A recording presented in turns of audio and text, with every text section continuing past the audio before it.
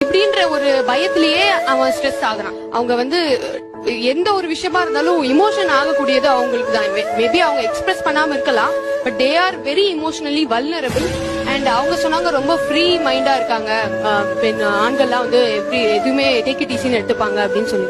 இந்த ஃப்ரீ மைண்டா இருக்கிறது அப்படின்றதே ஆண்களுக்கு இல்ல. அது வேணா வெளி தோற்றமா இருக்கலாம், பட் தேர் வெரி ஸ்ட்ரெஸ். ஆரம்ப கட்டத்துல அவன் ஜாலியா தான் இருக்கான், அவனுக்கு இந்த பயம்லாம் கிடையாது. ஒரு லைஃப்ல எல்லாருக்கும் ஒரு யூ டர்ன் இருக்கு. அந்த யூ டர்ன் டயத்துல மட்டும் அவன் அந்த பேஸ கிராஸ் பண்ணுவான். அதுக்கப்புறம் திரும்பவும் பழையதை predominantly he's happy. ஹாப்பியா இருக்கான் அப்படிங்கறது ஒரு மாயை. அவன் ஹாப்பியா தன்னை காமிச்சுக்கிறான், அவன் ஹாப்பியா தன்னை ப்ரொஜெக்ட் பண்ணிக்கிறான்.